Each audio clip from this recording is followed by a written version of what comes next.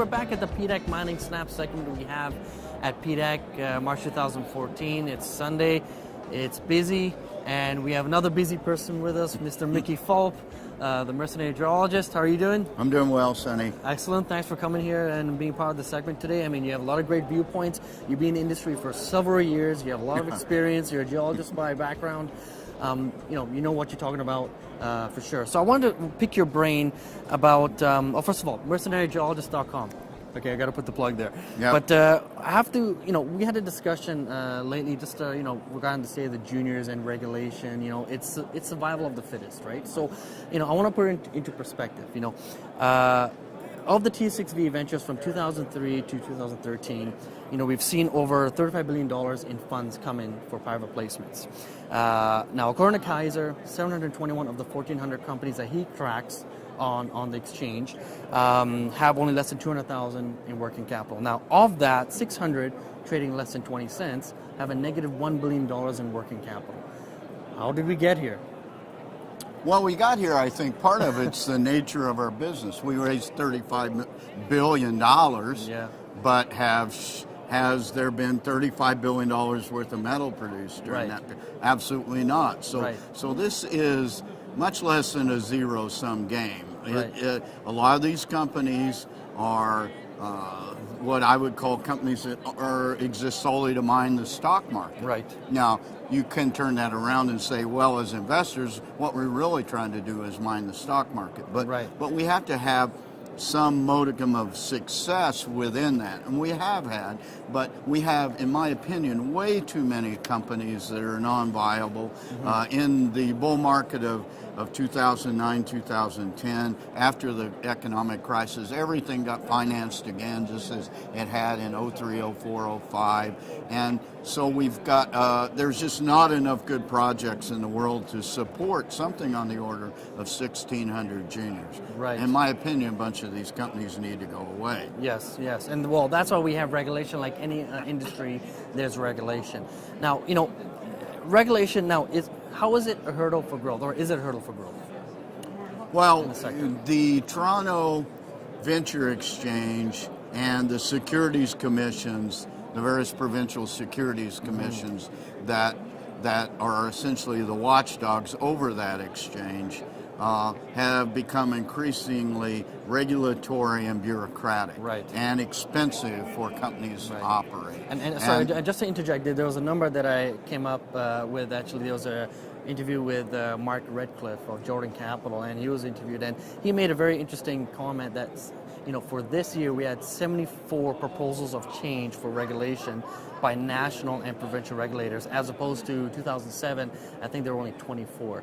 So just to add on that point, sorry for introduction. Well, so we're in a bear market, and and the regulators have nothing to do because the market is so bad. We don't have a bunch of new listings, so they've got to stay busy, and we've seen that even with the increased scrutiny of 43101 reports that you get on their list and it looks like everybody's going to, and they're going to come after you because you've stated something a little bit wrong. So we see increasing bureaucracy, increasing regulation, increasing costs, especially on the legal end to run these companies.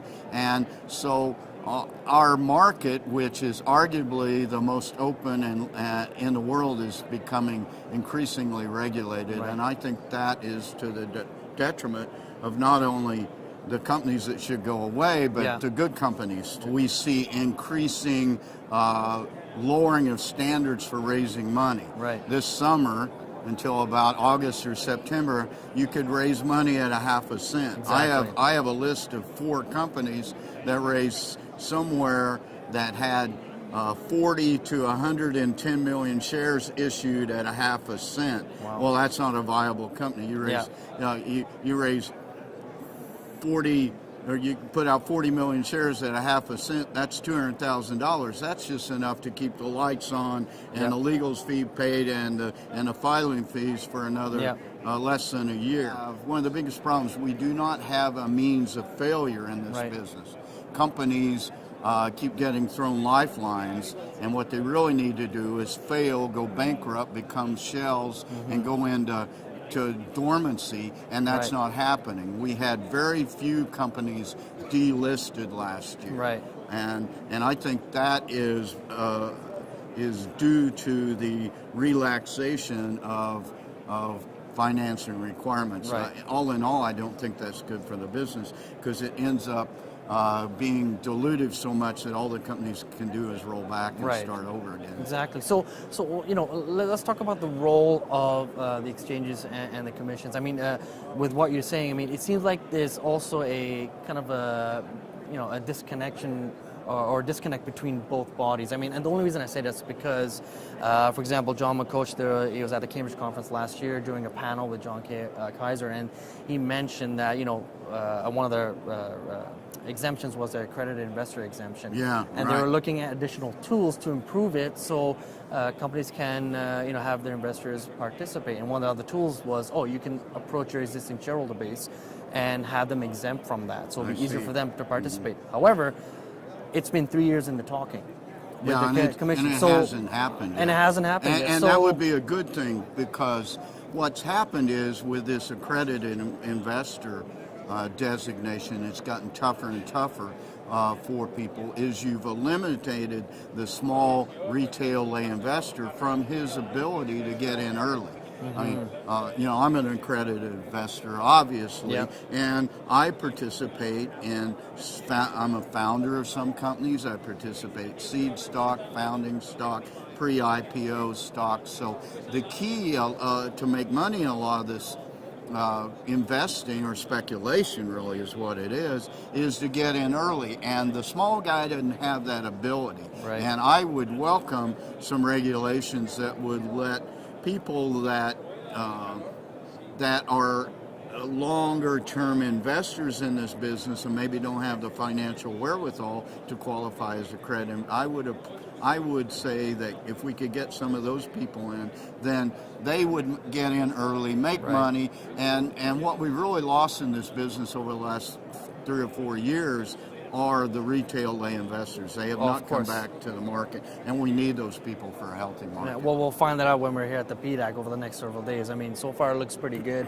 We're seeing a lot of investors come out, a lot of people from the mining space itself. So, it seems like there is a renewed interest in the sector here, and hopefully we'll see in the next few days. So, so let's step back from, regulation now. Okay, are there some other factors that are outside of regulation that are affecting how juniors survive in the market? I'm talking about things like algo trading, or even the current brokerage shorts. Naked shorts. The uptick rule, or the brokerage house model right now. I mean, you're seeing a lot of boutique firms that are just not out there anymore. All the banks are kind of withering out that junior spec market, so to speak. But are there any factors like that? Well, certainly there is. The list can go on and on. Of course. Algorithmic trading has certainly affected our market. John Kaiser is the expert on that, and I will defer to John on that, because it is much more complicated than I choose to get. I tend to be a generalist. We have the dark pools. With the institutions where we never see those big crosses, those big trades. That is completely outside the realm of what's going on. Sometimes I look at volumes and I see on the venture exchange, and I see a stock that's moved dramatically or something, and I have no idea what's going on, and it's some sort of dark pool trade that never sees the light of day. We've also we've got the banks coming in, and it's a bit of a nanny state phenomena. The banks coming in, trying to force people to do standard macroeconomic investing with the old idea of the RSP, the IRA, and mutual funds, and stay the course. Well, that's completely counter to the way our markets work. So we see this. We see the brokers increasingly marginalized in this business, where they have so many rules and regulations to follow. They have to be so careful in what they do. All their phone calls are recorded, and and so once again, it's this idea that we have to protect people's money from the people that from their own money, Yeah, from yeah. investing their own money, and it makes no sense at all. So that's another thing, and I will credit Joe Martin and Don Moser with their efforts coming out of Vancouver to bringing that to light, and the idea that essentially the banks are trying to strangle our market. Yeah. In addition, we have the Toronto Stock Exchange, Toronto Venture Exchange, owned by the TMX, a publicly traded company, and so that's a bit of a conflict of interest. It's in the TMX's interest to continue to have more companies filing and paying listings and filing fees, et cetera, because then that makes their quarterly bottom line look better. And so we have all these various issues that are tugging one way or the other, and it's led to difficulty in a time when we are in a bear market for other reasons. So, kind of adding on that in terms of difficult times, I mean, if that is the case, what are the alternatives for juniors? I mean, you have the CNSX, which is now rebranded as the CSE. Yeah. You have Equitas, which is a relatively new exchange that's developing. It's kind of a competing exchange to TMX. I mean, you have the OTCQX for easier listing in the States. I mean, are these other options that juniors can look at, or what? Well, I think we would hope so, because as a libertarian and a free market capitalist, I welcome competition, and the idea that the TMX, being the venture and the big board Toronto, have competitors, I think competition is good. Of course. The CSE, newly named, but around since 2001, has never really been able to get traction because of, number one, it has a small number of companies listed, I think around 200 as of last fall. I don't know if I've probably added some since then. But it's not very liquid, and liquidity is what drives our market. Part of the big part of the problem with the venture exchange has been lack of liquidity. We're still trading way less than 100 million shares a day, probably about 80 now on average. When we were in our bull market, we were trading 200 or more a day. So I welcome that competition. I question, they've got to get over the hump, and maybe with Ned Goodman taking an increasing role in the CSE, that one will. I think the OTCQX is absolutely irrelevant. When it first came in 2000 and why is that?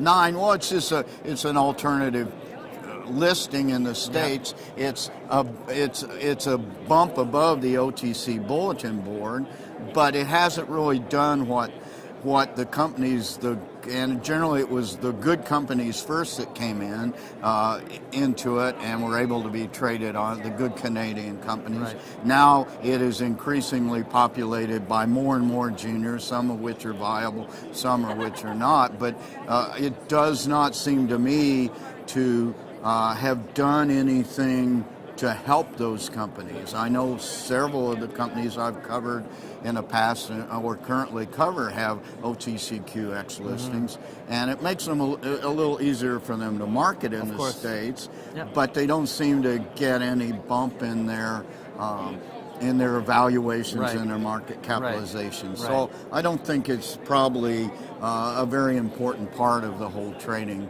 pattern that comes out of Toronto and Vancouver. So talking about, the opportunity to get into this market, what is your outlook on, the sector and just the gold and silver price going forward over the next? Well, I'm cautiously optimistic. We have been on the uptick since basically mid-December, and we would expect that after tax loss selling, typical thing.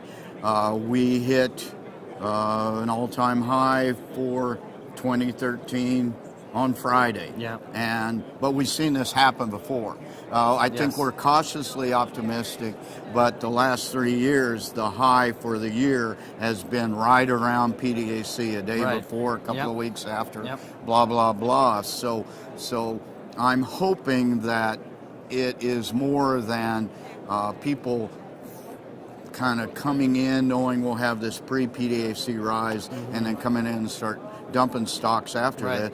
Essentially pros have increasingly front run sell and may go away adage, Right. and now they sell right after PDAC. Right. I hope that does not happen. I hope we have some legs in this business. A stronger gold price certainly helps in that regard. Yes. Well, perfect. Thank you so much for all your feedback and discussion today. Again, it's mercenarygeologist.com if you want to have a direct question to Mickey.